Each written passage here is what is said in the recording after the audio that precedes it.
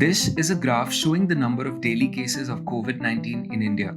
You will see that from 15th of February to 3rd of March, we just had 2 new cases. But after that, it was a whole different story. The number of cases increase, and not just increase, but exponentially increase. On 22nd of March alone, we had 89 new cases. That's the highest increase in cases we have had so far. So, what exactly is happening?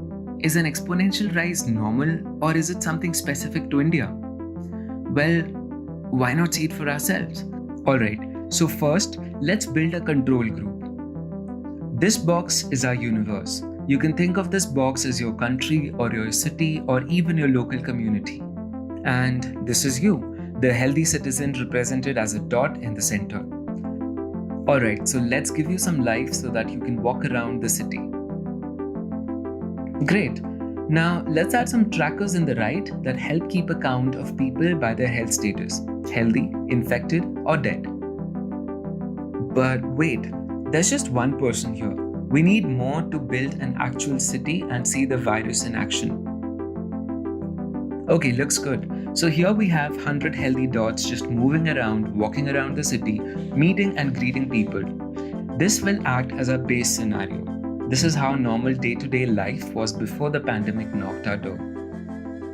Let's also add a graph to the right that will visualize the change in the health metrics. The red line will indicate the number of sick people and the black line will indicate the number of dead people. Okay, so we are good to go now. Let's now introduce our patient 0 infected with the virus and see what happens. The patient starts affecting few people they meet and the line for the infected people slowly rises. But with time, more people get infected and act as infectants themselves. And so the rise of infection also rises. In no matter of time, the whole population gets infected. This is the familiar exponential graph we are seeing in India as we saw in Italy, Spain, and the USA. If we do nothing, large number of people will get infected in no time. Let's now add another dimension of realism. People don't just stay infected, they also recover and they also die. If there is a huge number of people who are sick, the medical system cannot take care of everyone and thus more people die. But if the proportion of sick people is less, doctors can pay attention to all the patients and the recovery is way higher. So let's have a rule wherein if more than 40% of the population is sick, more people die. Otherwise, more people recover. A death will be shown by a dot disappearing and recovery will be shown by the dot turning blue. In this case, we are assuming that once the patient recovers, they will not get infected again. Let's begin.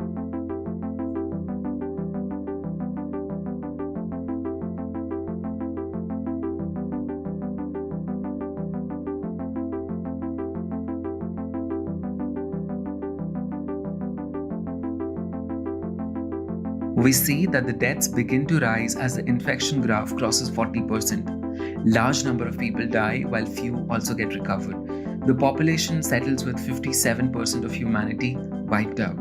Sure, the rate is exaggerated in this case, but the number will act as our base metric. For our second scenario, let's see what happens if the majority of the population washes their hands with soaps and sanitizers. Instead of people getting infected instantly, now there will be a 70% probability that they don't get infected at all. Okay, action.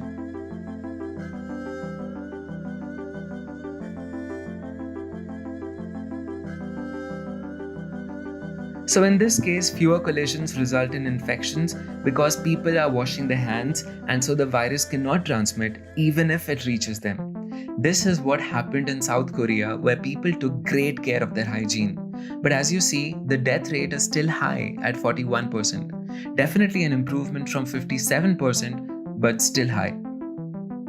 For our third strategy, let's restrict the movement within the city. Let's put the city in a lockdown. We'll ensure that the people still wash their hands. And we leave a small window open in the lockdown to reflect the real world scenario.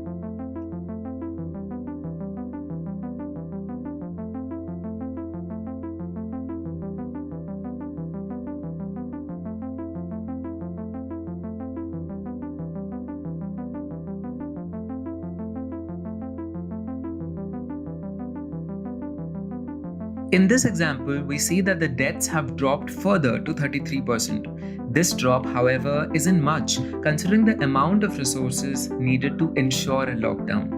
A lot of government officials have to patrol the border areas and ensure nobody crosses it. This requires a lot of effort. What happens if we make the lockdown stricter? Let's say far fewer people can now cross the barrier. Let's see.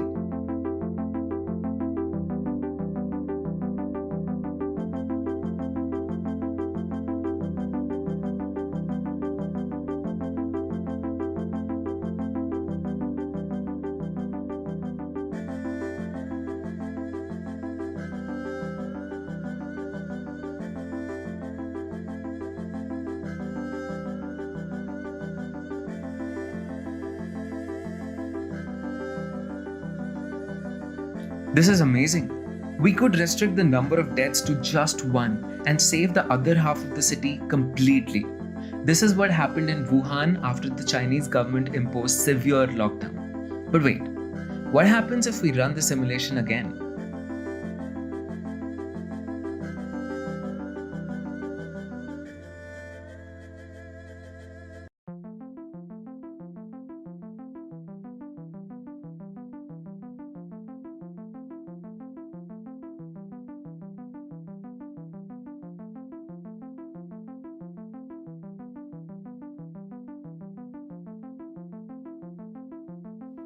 So in this run, despite the same setup with just one person escaping the lockdown, we see the deaths again rise to 32%, meaning lockdowns can be broken easily.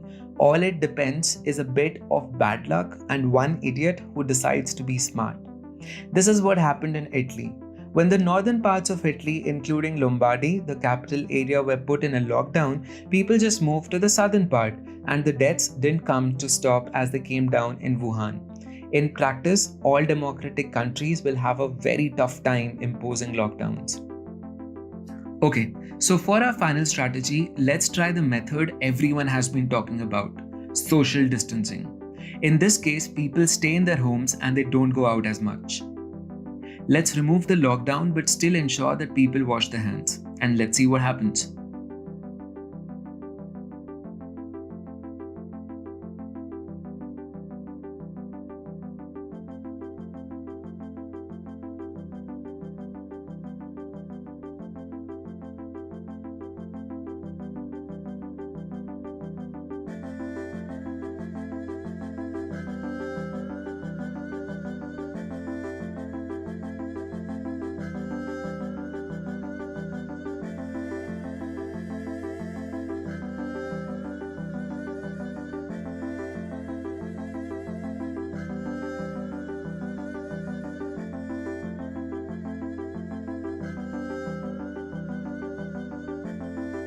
Well, isn't this pretty amazing?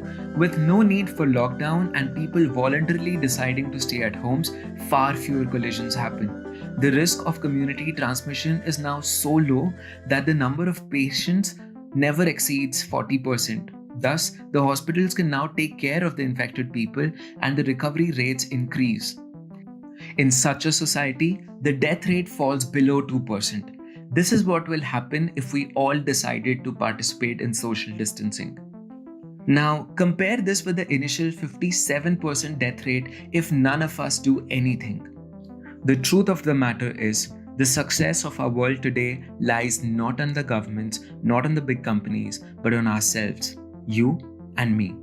Guys, let's stay home and save the world. Jai Hind.